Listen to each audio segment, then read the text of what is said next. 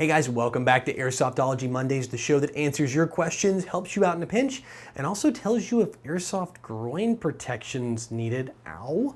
I'm your host, Jonathan Higgs, and yes, before you give me hate in the comment, today is Tuesday. I know that. We are a day late, and I do have two good reasons as to why. First, my wife's birthday was this last weekend, Amy, so I took her out of town. We went on a little getaway, away from her work and away from this, obviously. And that was probably the biggest reason. It was kind of a milestone birthday, so I definitely couldn't miss it. It's also the same reason I couldn't make it to Faded Giant 3, which would have been a great excuse also not to go. The other reason is today's Veterans Day. I thought it'd be perfect timing rather than crank this video out last night when I got back. Today would be the best day. So for those of you who are vets out there, I want to say a deep-hearted thank you for your sacrifice and everything you do and have done to protect this country. And from last week's show, if you guys remember, it is going to be Review-O-Rama over the next few weeks as we get into the holiday season. I have a ton of video reviews, and this week kicks it off. We're going to probably even be up to one video a day at some point. So we're going to have almost daily videos throughout the holiday season. So that's going to kind of float around. And I did hear all your information and your feedback on the podcast. And perhaps if we can make it through these, I might have a little treat for you. But enough teasing you, let's get into this week's questions. Zice and Fire writes, how do you know what the volt limit on your AEG is at? I have an AK-74U and it's running a nickel metal hydride 2/3 A battery with an 1100 milliamp hour rating and an 8.4 volts. So here's kind of the rule of thumb, at least what I use when dealing with voltages in batteries. If you're running a kind of a mid-tier airsoft gun or better, so anything you're gonna pick up at your local airsoft shop, not the stuff at Walmart and things like that, or Dick's or Academy Sports or whatever, but if you're actually running a legitimate, good brand company, G&G, Elite Force, KWA, Crytac, you name it, Echo One, those are all going to at least be 9.6 volt battery ready. So it's really safe to make the jump up to 9.6 on almost every single one of those guns. I really can't think of any of them that wouldn't be able to take that battery no problem. Or you can make the move over to like a 7.4 volt LiPo if you want to get into the LiPo world. Now, some guns aren't going to really hold up, especially if you're looking kind of an entry or mid-tier gun to an 11.1 LiPo. But considering you're using an 8.4 volt battery, I would definitely make that jump up to a 9.6. I think you're going to see a little better perceived trigger response. You'll definitely get a rate of fire boost. And a lot of times it's just going to make the gun run better, sound smoother, and to me, it just doesn't seem to tax the parts as much because you're giving it the juice you need. So yeah, definitely make that jump up to 9.6. And if any of the guns you guys have out there are running 8.4s, it's pretty much safe to go to that 9.6. Now the 11.1, like I said, is kind of the gray area. So consider if you're running a really good gun, like a high-end gun or a gun that says it's LiPo ready, then you're gonna be able to make that jump most likely to like a 15C 11.1 LiPo. But yeah, 9.6, good to go. Extreme writes, hey Jonathan, quick question about the podcast. Will you do it when we hit $400 a month on Patreon or when we reached $400 total compiled for all the months? No, I think that's a really great question. Initially it was $400 a month and that would really get it up and running and not have it sponsored. But I think if we hit around $400 or $500, and I'll just go ahead and say $400 right now, total, which we're more than halfway there right now, of actual donations sent in. And that number, by the way, is not 100% right. What you see there, there's actually, they take a cut and that isn't processed, it's pledged. So if people have cards declined, that number may or may not be right. In fact, I've already run into that. But that said, I think if we hit 400, I'll be able to pick up the extra 2 mics that I'm looking for and a basic mixer to be able to get the show back up and running. I do have one mic, you've probably seen it here in the background, the blue mic back there, but that's mine. I need to get one for Steve and one for a third seat on the show. And that should get us up and running. And I think I could be able to supplement the rest with some sort of sponsorships. If we can get up to $400 a month, I can shed the sponsorships and get this thing back to ad-free. But I think it's a great question. Also, if you want to help support the show and the podcast, it's real simple. The Patreon is a great way to help, like just give a few dollars here and there, get some stuff in return, and really help it out. And you can find the link right down there in the comment section below. Or you know what? I'll just go ahead and put one right up over here next to me. But finish watching the video before you click that guy. Echo SO1 writes, hey Jonathan, I have a really important question. Groin protection, should I wear it or not? So actually I get this question quite a bit, should you run it? Is it scary? Do you need a little extra padding in the sensitive areas, let's say?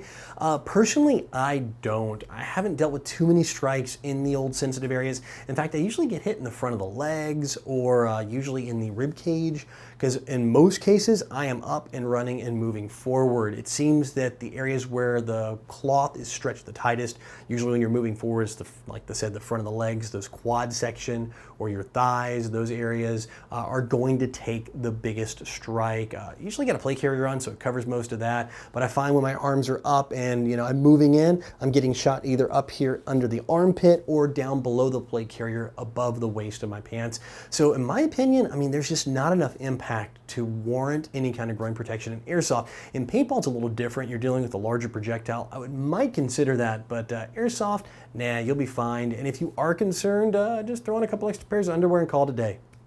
Pack Airsoft Review writes, what's your opinion on the bang bang rule or safety kill rule? Obviously it's implemented as a safety measure, but I've seen it cause arguments over who yelled it first. Do you think the rule is doing more harm than good? So my take might ruffle a few feathers here, but I'm going to give you my opinion and my thoughts on what I've seen personally with the bang bang rule. The field I play at does not have a minimum engagement, and it's really run very well. There are no arguments at all. There's no overshooting either. It just, I guess you understand that if you're in a bunker, you're going to get shot potentially.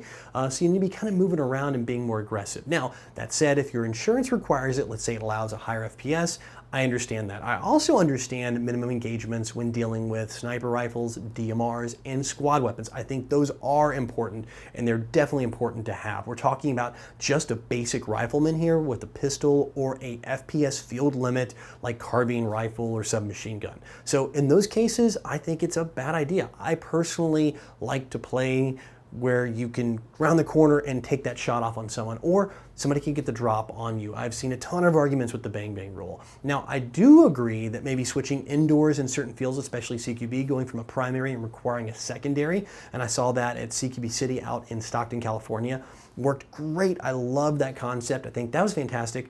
Or moving to something like a rubber training knife to do a knife kill, not a stab or anything, but like a flat blade tap or something along those lines. I think all those are great alternatives to the bang bang rule and will prevent all those crazy bang, who banged first. You go into a room and there's 3 guys. How many did you really get out if you started yelling bang bang? Or my personal favorite, and I think I got a video, I'll have to put a link up somewhere, the full auto bang kill, where it's just bang, bang, bang, bang, bang, bang, bang, bang, bang, trying to get as many people as you can before somebody can squeeze a shot off. So yeah, bottom line, personally, unless it's required by insurance, I think it causes more arguments than it helps.